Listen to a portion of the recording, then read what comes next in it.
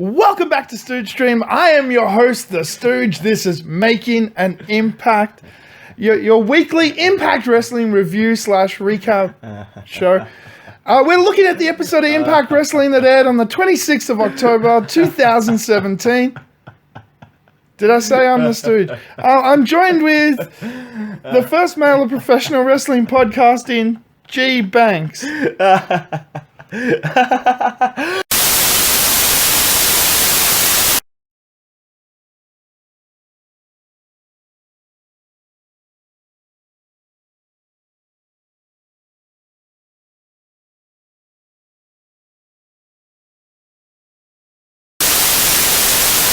Seriously, you don't even say anything this time. Continue on. No. We're not continuing on. Hang on a minute. I can't even put up an episode on unboxing a toy without you interrupting my shit. I can't do an intro of the show without you interrupting my shit. Are you serious? My friend Bob works in mysterious ways. You just can't question it sometimes. The Bob's starting already. Mm-hmm. As I said, continue. You don't want to go through this. We open up the show with MMA arriving. Moose with Matey MMA arriving. But since we're going to be going Canadian soon, I think we should give him a new moniker. It's Buddy MMA. Yeah, okay. I can agree with that. They are going to Canada. Suits it. It suits the more Canadian aesthetic. Mm-hmm. And Johnny Impact is here as well. Oh, you mean Captain Global Force? You're still going to stick with that? 100% I am. You're not going to let that go, are you? Never, ever I'm going to let that go. Until they change his name, I'll let it go. Okay. So to prove that Impact Wrestling truly is a global wrestling company, this episode of Impact is going to happen in Mexico, in Japan, in Canada, and in America. We have 4 countries being represented in one episode of Impact. Mr. Worldwide. Seriously, 100%. Yeah. So we open up in Mexico. What the hell's going on? It's Tejano Jr. and Phantasma versus James Storm and EC3. The story leading up to this is who is going to be on the same page. Is Tejano and Phantasma going to get on the same page and finally realize they need to join forces against the Impact and represent AAA? Or is Team Impact Wrestling of James Storm and EC3 finally going to get the approval of their dad, Eddie Edwards? That wasn't me Gotcha. That wasn't me laughing. Gotcha. That was a laugh track. You can call me Mr. Gotcha, because I got your ass. Thank you, Kofi Kingston. That was a laugh track. Admit it. No, that was you. God damn it. Go on. So this match was really, really interesting. I love seeing a different clash of styles. And when you really watch this match, you can see that Tejano and Phantasma are very much luchadors. Even if they are large luchadors, we're used to seeing much smaller luchadors. But there is big guys too. Yeah, I didn't know they were big luchadors. Really? Yeah. I always thought they were all mini. What, you just didn't think they made them that size? Like they got to 5'5" and it's like, that's it, you can't grow any bigger. Yeah, they put the mask on and they just don't grow anymore after that. Isn't that how luchas work? No, that's just the lucha we've had represented in the Western world. Lucha represents all sizes, big and small, as we've been seeing. I don't like change. Yeah, we'll get used to it. So yeah, there is this real lucha influence underneath the styles of both of these guys. James Storm and EC3, of course, have that American heavyweight style. So it was a real clash of differences. It is a Team Mexico versus Team USA, 2 companies being represented. And I thought this match really, really held the test to that. They outdid themselves from last week, let's put it that way. Absolutely. There were some great points of... And last week's match was great too. Yeah, last week's match was fantastic. You could see that Tejano and Phantasma just can't get on the same page. But they nearly had the match multiple times, but they got in each other's way. Whereas it's what the Impact guys did last week. Exactly. But this week it seemed that James Storm and EC3 really, really are searching for that approval from Eddie Edwards, because they were working together like a well-oiled machine. All I got to say is Eddie Edwards is a good father figure. Yeah, absolutely. He's given them a great speech. If he can make them work together, that's a good father figure. These two guys. Well done, Eddie. So in the end, they should have had it. Tejano and Phantasma should have had it, but because of them pulling each other off James Storm for the pin and then kicking each other and because of that, Storm, off EC3, Storm gets the last call super kick and rolls up for the pin to win on Phantasma. Woo! Team America. Mirka! Yeah. This is a great match. I really enjoyed it. It was fun. Yeah, it was good. Great to start the show. And it doesn't matter who you represent, be it if you're an EC3 guy, if you're a James Storm guy like me. We're both on the same team this time because we're both representing Impact. Yeah, I guess so. Tolerate me. I'm tolerating you for now because there is a greater evil, I guess, we have to face. And again, I've said it many times. Only I can tease you. No one else can. Fair call. All right, next up, we had, speaking of greater evil, Eli Drake. Yeah. I'm losing my voice. I apologize. Oh, really? Couldn't tell. Thanks. No. Eli backstage with Dutch Mantel. Dutch is asking, why haven't you rocked up to your press? Why aren't you doing your job? None of his business. Eli's having none of it. Good on him. Tells Dutch basically to go tell him to go shove it. He's Pretty much. Eli Drake. Yeah. Fair call. Yeah, exactly. I'm right there with him. So the next bit really confused me when Dutch was in his office and he was really pissed at Eli, and then Scott D'Amore was really pissed at Eli, and then Jim Cornette was really pissed at Eli. It's like, no, Eli's right. Sorry. I'm going to have to agree with Eli Drake this time. 100% you have to agree with him. He's Eli Drake. Like, why would you not agree with him?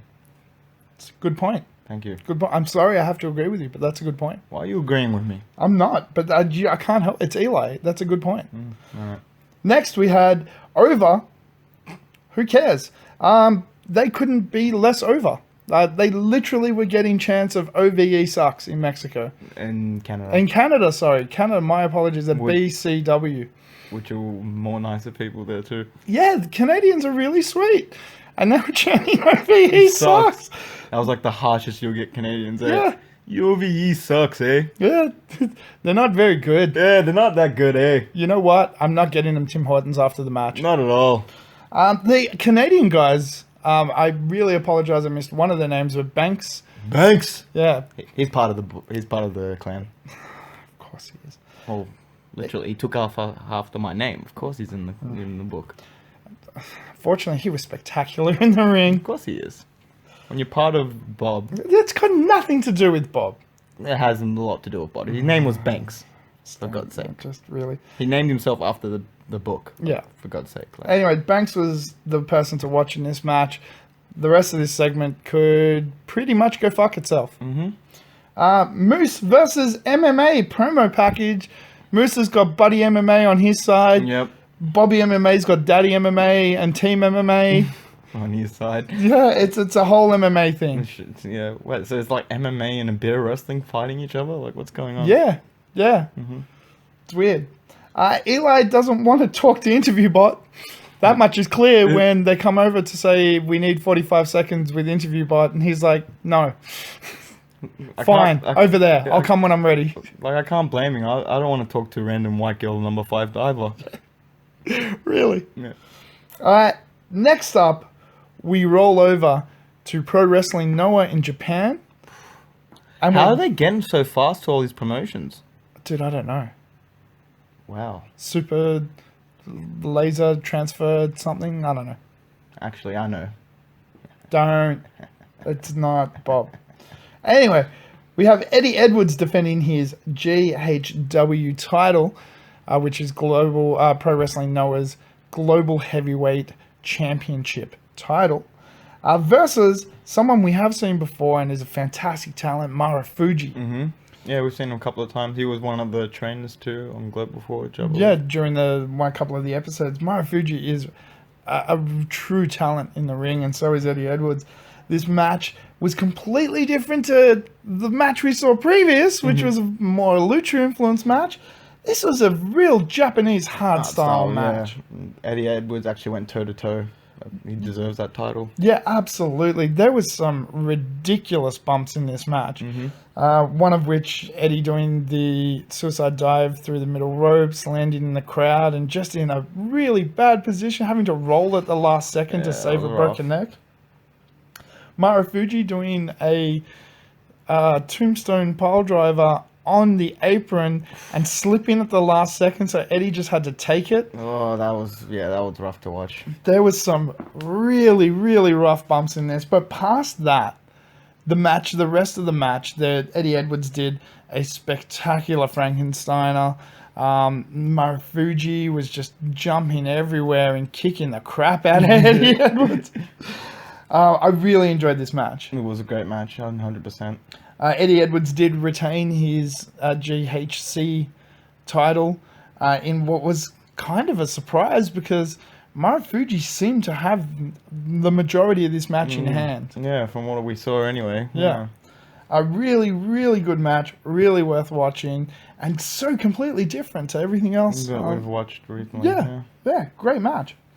Next up, we had Laurel in the crowd. Hey, Laurel. She's still a mess. Still looking beautiful. We have met Laurel in real life. She is amazing. And that idiot that turned down the champagne, he needs his head kicked in.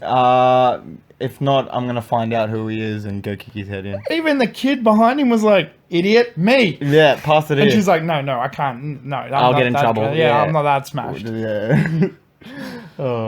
It was a cool. It was so cool to see someone that we've actually seen before, like on TV, because we're like, hey, we know what you're like. Yeah. We've actually had a conversation with you. Yeah. Looking forward to. She did give us not a spoiler, but she said, make sure you keep your eyes on me at Bound for Glory. Something big's gonna happen. So I can't wait. That's not far away. Same. We had Petey Williams in a 4-way match up in Canada. Back at BCW, this was a winner takes all. We did know one person in this match, which was Idris Abraham, I believe his name is. Yep. Big Afro. Big Afro man. Fortunately, didn't catch the name of the two Canadian guys, but they were really good. The young boy, obviously from New Japan, was fantastic in the ring. And he only had like 2 minutes in the ring, and that's it. And just put on he knew, he's like, I've got 2 minutes, I'm stealing this shit. The other guy, again, I'd so apologize that I missed his name. If you caught it, please put it in the comments below for us. He was great as well. He was in most of the match anyway. Yeah. So, all in all, though, you knew what this was leading to, and it's Petey Williams at home in Canada. He's destroying someone. His theme song is literally the Canadian national anthem. Yeah. Like, who do you expect's going to win? So, the two big spots in this, well, there was a couple of big spots that you should go see on your own. Like, the Japanese young boy did amazing. A little sequence there. But Petey Williams' two big spots is standing on someone's balls and doing the O Canada. I believe that was Idris. And then he destroyed the shit out of someone. Yeah. And that was that. He Canadian destroyed the other dude. Yeah. And got the win. But this was cool though. This felt more like an indie match compared to what we saw in the Japanese match and the lucha match prior. Yeah, 100%. Even though it was shot, felt more like an indie match. I think that's why it was an indie match. But this was good though. And Petey Williams at home in Canada, of course, got an amazing pop from the crowd. We had a solo Eli Drake promo. This very much felt like we need some time filled. Can you please just talk for a couple of minutes? And then he just knocked it the fuck out of the park. Oh, stop. Yeah, you can stop talking, dude. He's like, no, I got shit to say. Yeah. He just hammered it. Can we get more close-ups, by the way, of his face? Really? Yeah, I love that. That was actually, they looked cool. Yeah, I want more close-ups. He cut a great promo, basically wrapping up everything that's happened to date while putting himself over and burying his competition. Called his tag team, him and Adonis, DNA. DNA. Yeah, I was like, really? He's like, Drake and Adonis. Simple and effective. Yeah, it's great. I really enjoyed this. Following that, we had Johnny Impact's promo, basically answering to Eli Drake's promo, wrapping up his less close-up shots of Johnny. Yeah, he was a bit further back. You could see. No, I'm saying less close-ups, because there was a bit of close-ups. Oh, you wanted the camera? Yeah, less. Yeah, okay. So this is all leading towards, of course, the tag team match that we have on the cards tonight. Now, this is back home in the Impact Zone. Hey, we're home again. So we have Eli and Chris Adonis versus Johnny Impact and Garza Jr. This was another completely different match. I would say it was an Impact type match, but it kind of wasn't. Well, it was more like you had Johnny and Garza wrestling very much X Division style. And you had Eli and Chris Adonis very much slow heavyweight style. So the story of this match was the speed versus the power, where you had Eli Drake and Chris Adonis slowing them down, dragging them into holds, using their power to knock them around. But Johnny Impact was using his speed and parkour, and Garza Jr. was using ripping his pants off to really try and get an advantage over the slower, heavier, more powerful opponents. So they were cheating. What? Yeah. Using their skill set is not cheating. Well, if they're too quick, that's kind of cheating. That just means they're quicker. It's in Bob, so it's legit. Oh, Jesus Christ. Anyway, there was a lot of really cool sequences in this match. There was a really cool little bit where Johnny Impact parkours through the ropes and then jumps over and then comes back and drops Eli. You're like, wait, what happened? Like, wait, hold on, slow down, dude. How much time did you move? Eli out in the outside, playing games, having fun, using the implements out there to his advantage. Great use of TW, might say. It's just strategy.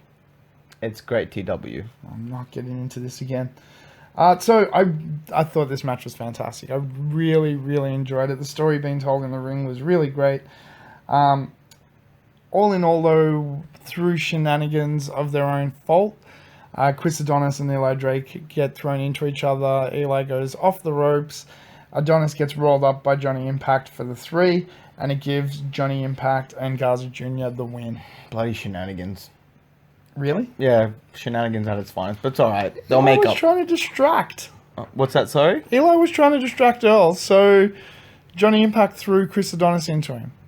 He wasn't trying to distract Earl. He was just telling Earl how much of a good job he was doing. And then that's what Johnny... See, that's a flat-out lie, because Earl never does a good job. Caught you. Earl does great job. What are you on about? You gotta respect the legend. Earl is blind as batshit.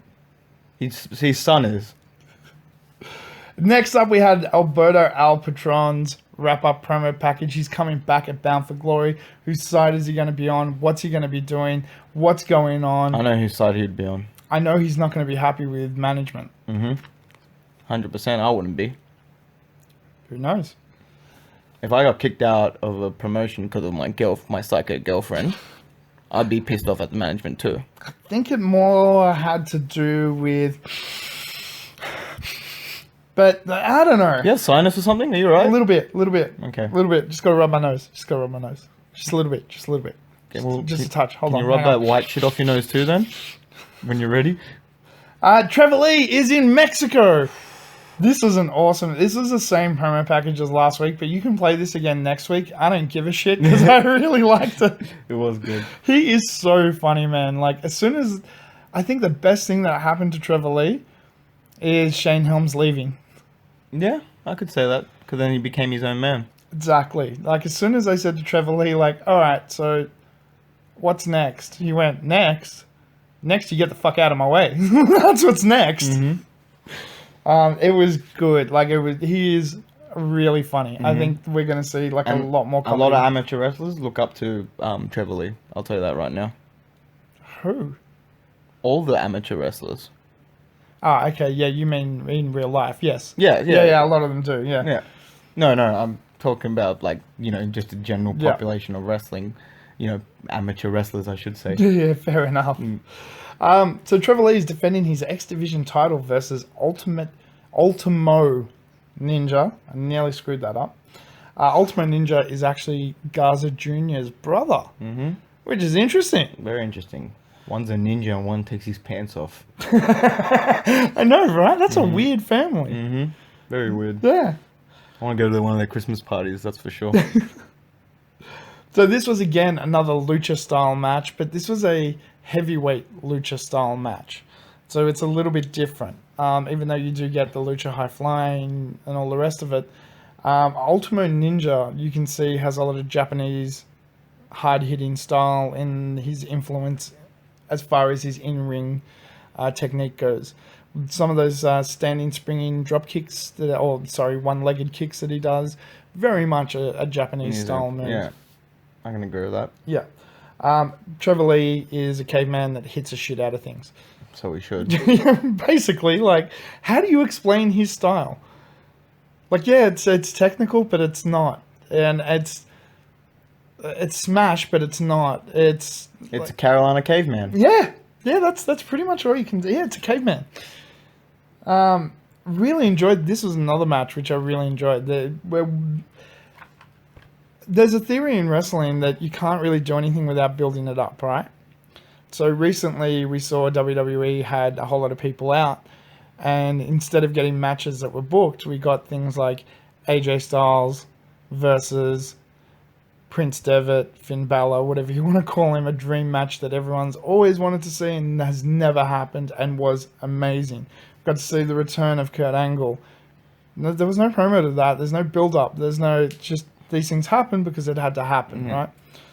And to me, that showed that, like, you don't need build-up in wrestling if you can tell a story in the ring. And basically, we saw that in this match. They told the story in the ring. There isn't a promo package to sell this match. There wasn't anything to sell this match. Yeah, Trevor Lee said at the start, he's like, who am I facing? Yeah, what's going on? Am I even booked here? Yeah. It was great. And then you got invested in this match before the end of it, which just shows the sheer talent of both of these guys. In the end, though, Trevor Lee did get the win with a standing double foot stomp to pin. That standing double foot stomp is so vicious. So vicious. And also, like, how does he do it? Like, to be that flexible to stand and foot stomp a person. I was gonna do you really want me to explain how he does it? No, I understand how he does. I can physically see how, but I still, I can't comprehend how physically fit and powerful you'd have to be to actually accomplish that in real life. It is. It's a big move. Yeah. Next, we had the Global Forged episode for this episode of Impact, I guess. This is Elimination Day. We're going down to 2. Next week, it'll be down to 1, and somebody's going to be debuting at Bound for Glory. Yeah, it looks like it. I'm probably going to go watch the longer episodes before Bound for Glory, get to know these guys a little bit more, and get to know whoever it is that debuts.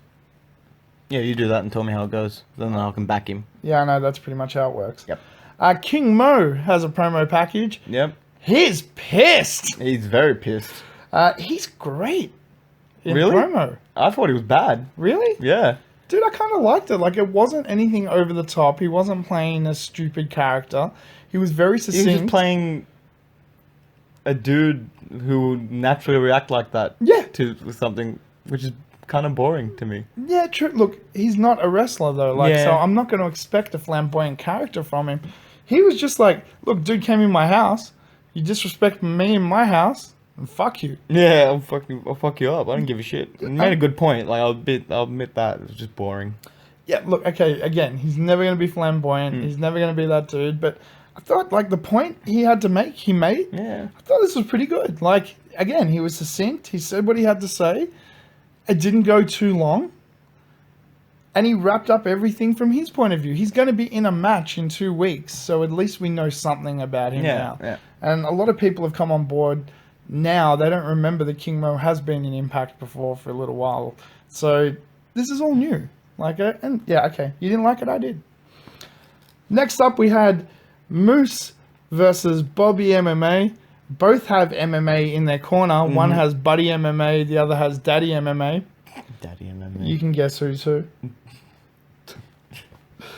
This was a really, really good match. I feel like Daddy MMA sounds sexual. Come get me, Daddy MMA. A little bit. Yeah. A little bit. I like it. Yeah. Continue. But these are like grown men who are trying to impress their coach. Like, there is that someone has daddy issues. Oh, they both have daddy issues. Yeah. Yeah. So, again, though, this took me by surprise. I thought this was just going to be let's do a half shoot MMA style match to make it build towards Bound for Glory, make us look tougher. No, they just went out there and had a great match. Yeah, 100%. I was actually kind of confused. I was like, why did they make this match at Bound for Glory and the tag team match this week? Yeah. But I don't know. I think they want to really enforce that whole MMA bullshit. No, I think they want to sell pay-per-views. Yeah. Fans of American Top Team. Yeah, true. Yeah, fans of the American Psycho will buy the pay-per-views to see them. So that's what they're trying to do. And we'll see if that experiment works, if the money was well spent. Again, this match it was really surprising. There were some great spots. The Moose really came into his own. Like, up until this point, Moose has literally looked like an idiot. And been sold like a jobber. Now it's like, no, he's on equal footing. Like, this fixed everything. I can agree with that. Even though he deserves to be in jail, I can agree with that. Oh, for stealing the title. Dude, he broke in and stole their title. Like, Come on, that's pretty funny. That was up, buddy. It's a felon, but it's a funny felon. A little bit. It's not like a murder. It's more like just annoyance. It's a funny felon. To each their own. So in the end, though, Bobby looked like he was going to lose. After interference by Daddy MMA. I don't think he was going to lose. One of his eyes was shut So because what? it had been bashed in by Moose. Yeah, he was fine. He's used to that. He's an MMA fighter. Anyway, Daddy MMA didn't think he was going to succeed clearly and came in, hit Moose with some trophy that he was holding. That disqualified the match, of course. Yeah. Okay, that's fair enough. That's fair. That's fair. Lashley uses this, distraction to start beating up on Moose. Buddy MMA is not having any of that. And interferes. Gets in there and just destroys Bobby MMA. Interference at its finest. Attacks him from behind. Oh, dude, Buddy MMA dropped his ass. Yeah. That spinning knee to the chin, I forgot he was at wrestling. Yes, dude, calm down. Yeah, like, I know you're versing another MMA fighter, but dude, chill out. So chill. There was no bell. You're not in an octagon. Relax. Buddy caused some damage. So Team MMA came in to beat down on Buddy MMA. Moose wasn't having any of this, though. He got in there with a chair and was swinging that thing like a baseball bat. He was going to hit a fucking home run if that connected with anyone. Cleaned house, grabbed one little MMA job, tossed him over the ropes into Team MMA. That dude just made it. Yeah, I was about to say that was a close call. If Bobby wasn't in that crowd, he probably would have died. No, even Bobby grabbed him properly, like, you know what I mean? Yeah. No, just even going over the ropes. No, that's what I'm saying. His feet nearly clipped the ropes. That's what I'm telling you. If Bobby Lashley wasn't in that... he would have hit shit. Yeah, he would have, because Bobby full grabbed him and pulled him towards himself, and he was like, oh, okay, you're an idiot. He's like, oh, you're fucked. Yeah, you're an idiot. Yeah. That looked vicious. Man, the crowd was popping for Moose. No, that's the most I've seen the Impact crowd, Impact Zone go wild. And that wasn't piped in fake shit like the rest of the episode. The crowd was actually popping for Moose. 100%. It was great. Then Moose, did a promo, but unfortunately we missed half of it to the... You want beep, beep, beep, beep, beep, beep. 6 sides of steel are bound for glory, beep. Oh, I got most of it. I'm fluent in beep. Yeah, I'm guessing there was a few MFs and FAS. Yeah, FS and CF. Yeah, trust me, you don't want to know what a CF is. There's a CF? Yeah, man. Ooh, that's scary. Yeah, trust me, you don't want to know what that one is. And even though, that seemed that would be the end of the show, no, we had one more thing. Conan destroyed a promo. You mean destroyed OVE in the promo? It was clearly like a little wrap-up package, like, this is what's coming. Conan's like, can I cut a promo over it? And they're like, yeah, that'd be cool. Yeah. Home run. Conan and a microphone equals destruction to anyone in its path. Yeah, no, 100%. I do not want to go up against LAX. Oh, dude. Because of Conan. 51-50 street fight over is... Over? Yeah. 100% over. Well, that was it for this episode of Impact. Yeah, international Impact. International indeed, dude. We had Japan represented with Pro Wrestling Noah. We had Canada represented with BCW. We had Mexico represented with The Crash and Impact Wrestling, of course. Shout out to the camera guys and the crews for just traveling heaps fast to each location. Oh, they flashed it, dude. Yeah, So, Before we finish up, though, before we go away, before we say goodnight, it's time for your match of the night. Oh, match of the night. Did you like that little rhyme there? No. You suck. That was good. Yeah. My match of the night, I'm going to have to give it to Trevor Lee. You know, going to somewhere he's not not his home country, like wasn't even supposed to be wrestling and everything, you know, went out there, proved who he was, and keeps the clan strong. I have to admit, the We Are Trevor promo, and the match was really good. Mm-hmm. I can't, that was good. It was awesome. It was, but it wasn't match of the night for me.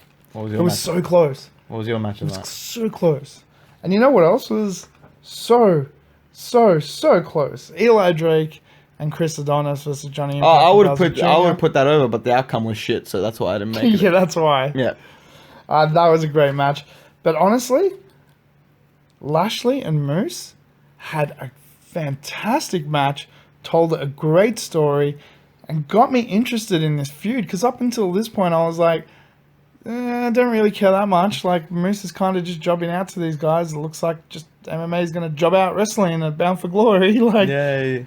this completely turned this whole feud around, turned it on its head. Moose looks like a goddamn badass coming out of this. Mm-hmm.